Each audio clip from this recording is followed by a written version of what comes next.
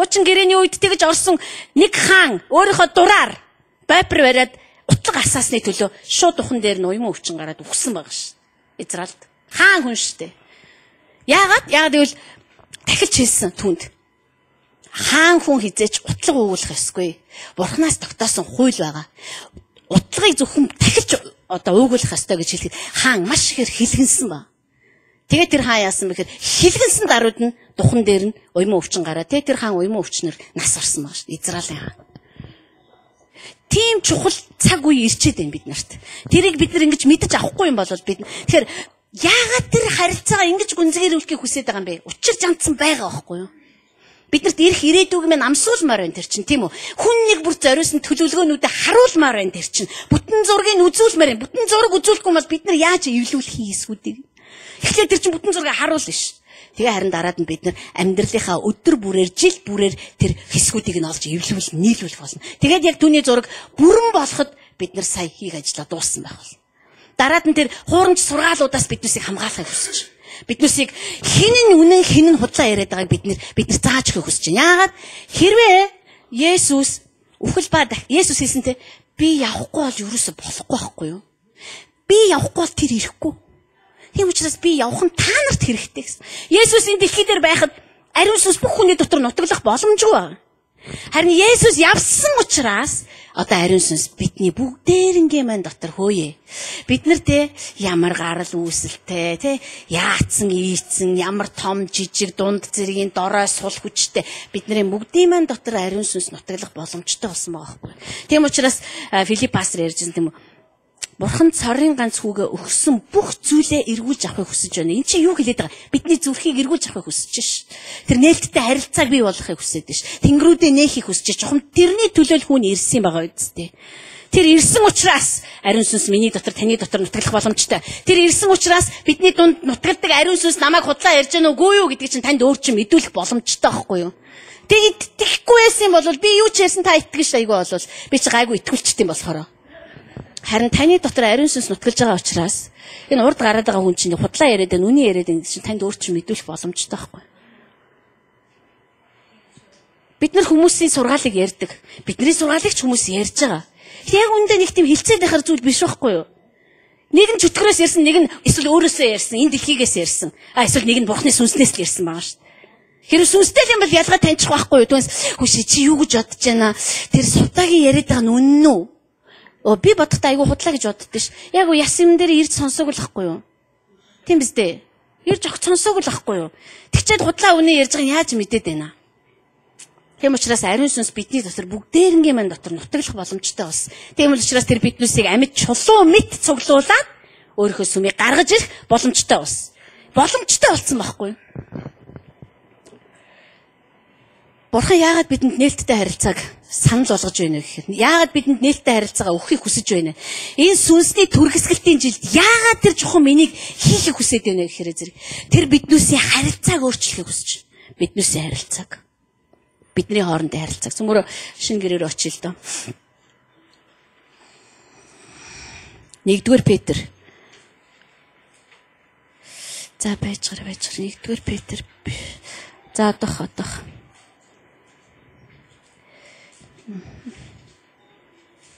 1-р Иохан. 1-р Иохан. За. Ингэж байна. 1-р эшлээс эхнээсээ байсан бөгөөд бидний сонсож нүдэрээ үзэж харж гараараа барьж үзсэн амийн үгийн тухай. За тэр үгийг та нар харж байна уу? Бид нар сонсож болох юм байна, нүдэрээ үзэж болох юм байна, гараараа барьж болох юм байна. Хоосон юм биш байгаа байхгүй юу? Тэрхүү амин илэрхийлэгдсэн эцэгтэй хамт байсан бөгөөд бидэнд илэрхийлэгдсэн мөнх амийг бид үдсэн мөн та нарт гэрчилж тунхаглаж байна. Бид үдсэн сонссноо та нарт мөн тунхаглаж байна. Ингэснээр та нараас бидэнтэй нөхөрлөх юм аа. За бидний нөхрөл бид нар ч харилцаа босгон байгуулах гэж үнэхээр үзэж алдсан. Бид нар ер нь болохоосоо болохгүй хүртэл зүтгэсэн. Энэ болсон юм бол ерөөсөө алга. Хамгийн хэврэг харилцаа номер 1 гэвэл христчэн харилцаа болчиход байна. Сүмд явбал найз, сүмд явахаа байчвал найз биш. Зүгээр л хамгийн энгийн жишээ. Эсвэл одоо бүр яаж юм гэхээр одоо тэр цуглаанд очиж байгаа сүмд битээ ир. Тэр нөхөрлөл энэ Хаач юу тэр нөхөрлөл угаасаа байгаагүй байхгүй юу? Тэгэхээр энд Илч Иохан юу гэж хэлж байна гэхээр зэрэг тэр амийн үгийг би гараараа барьсан байхгүй юу? Би харсан байхгүй юу?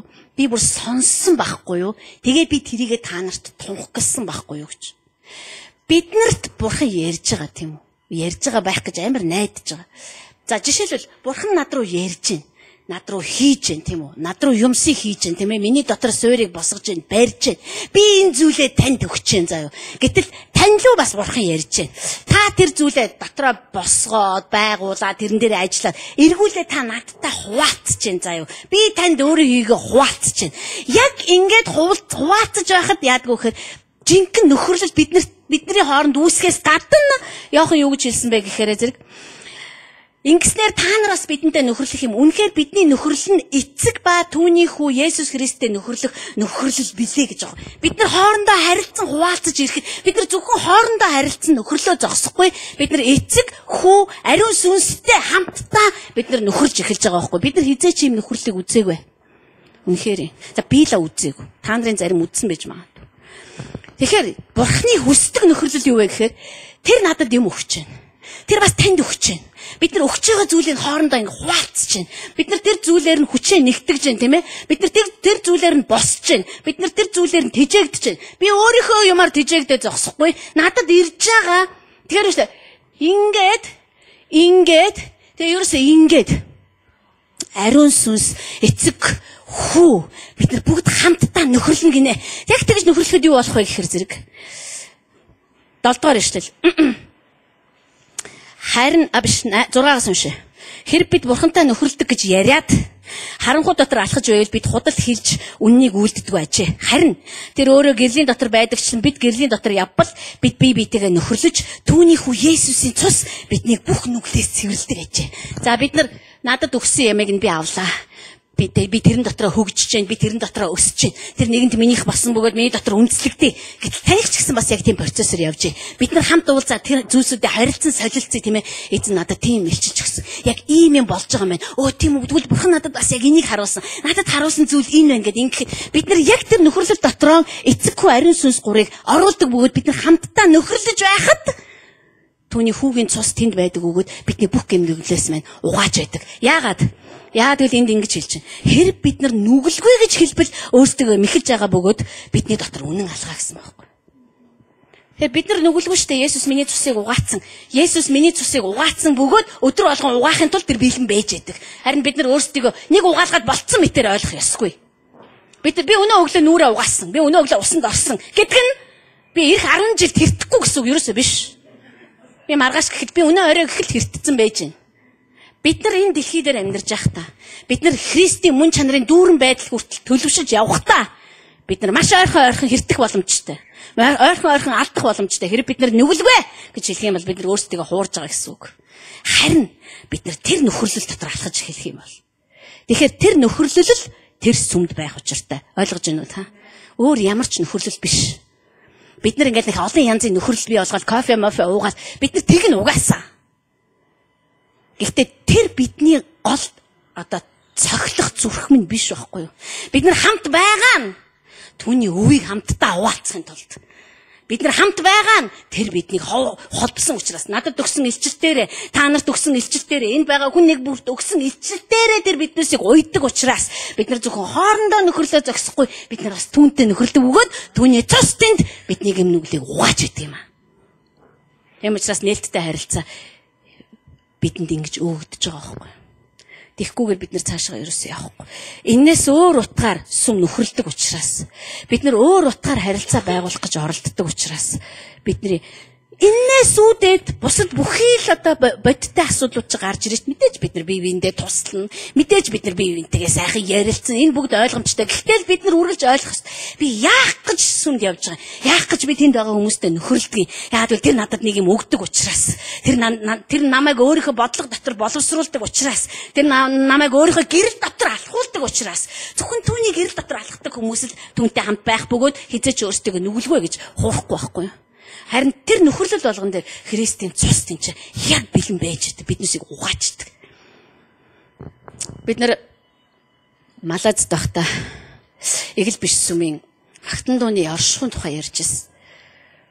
Тэгэл яг ойлгож байгаа байхгүй. Бид нар яагаад магтан дуун дээр хизээч Тэнгэртэй холбогддгүйгээ.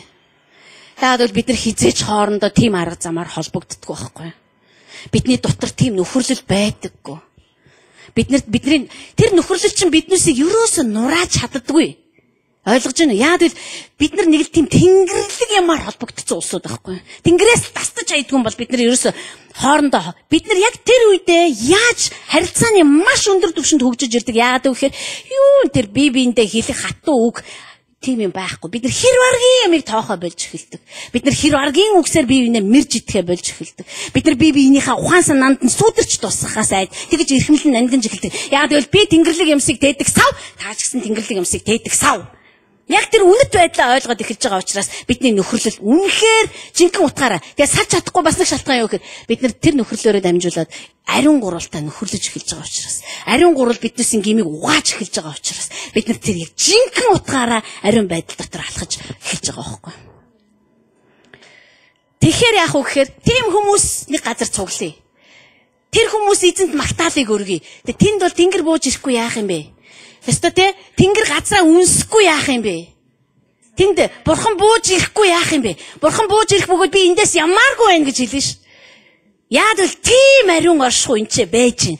Тийм ариун байдал байж гин. Хүн болгон тэр ариун байдал дотор өчүүхэн төдийж гисэн сүудэр суулгахгүй тул үнэхээр имээлттэй тийм ээ бүр үнэхээр хүндлэлтэй ханддаг. Тийм оршихуй дотор бурхан буу. Яагаад бууж ирэхгүй байгааг би тэгэхэд л ойлголоо ш. Яагаад бид нар чаддаггүй юм? Яагаад бид нар гүрийгээл орилоод идэх? Яагаад энэ магтаалын багийн ахлагч нь тэнцээстэй хөлсөөн цувуулаад орилоод идэх юм? Яагаад гэвэл бидний дотор тийм нөхөрлөл байхгүй байгаа учраас. Тэгэхээр ариун хүмүүсийн цугларалт гэдэг бол зүгээр хурж ирээд нэг айгүй аятайхан дуу дуулах ерөөсөө биш байгаа байхгүй юу? Монголчууд угаасаа дуучин юм чи ямар ч дууг аятайхан дуулна. Би бол тэрэнд бат итгэдэг. Сүүлийн үед караоке амар хөгжсөн. Харин эзэн дотор нөхөрлөн гэдэг энэ нөхөрлөл үнэхээр гайхалтай. Тийм учраас энэ нөхөрлөлтийг бидний дотор ургуулахыг тэр хүсээд, үндэслүүлэхийг хүсэж байна. Тэгээ тэр үндэслэсний одоо тэр харилцаанаас чинь тэр үр жимс гаргаж ирэхийг хүсэж байна. Тийм учраас та нарыг хараад хүмүүс, та нарын бие бинийгээ гэсэн сэтгэлийг хараад бие бинийгээ хэрхэн хайрлаж байгааг чинь харахтаа ертөнцийн хүмүүс намайг таних болно гэсэн байгаа байхгүй юу? Бид нар одоогийн байдлаар бол тэгэх хэмжээнтэй бидний нөхөрлж байгааг хараад хүмүүс энэ тэнд сөхөрж унаал эзэн бурхныг алдаршуулж байгаа юм бол одоо үзег байгаа шүү дээ. Гэхдээ маш их итгэл бидэнд хэрэгтэй би мэднэ. Бид нар бие биенийг хангалттай доромжилсан, бид нар бие биенийг хангалттай мэрсэн, бид нар бие биенийг хангалттай буруутгасан. Өнөөгөө бурхан надад юу гэж сануулжсэн бэ? Чи хизээж бити өөрийгөө зөвтөг. Бити өөрийнхөө зөв болох гэж чармааж. Бид нар дандаа өөрийгөө зүтгэх гэж оролддог байхгүй. Өргөлзөөл дайрчдаг. Би ямар ч буруугүй гэдэг ямар нэгэн аргаар л би тайлбарлах гэж зүтгэждэг. Эн чинь бид нарыг ямар аим гол бүгдтэй байгааг юм харуулж байгаа байхгүй. Үхэх дургүй ерөөс. Нас барах амар дургүй. Тэгээ Паул бүр хэлсэн байна шүү. Үгүй яад вэ? Чиний бурууч байсан юу яад вэ? Буруутайгаа үлдэж чи яага болохгүй байгаа юм. Есүс хурж ирээд фарисей Есүсийг бүр ингэсэн байна шүү.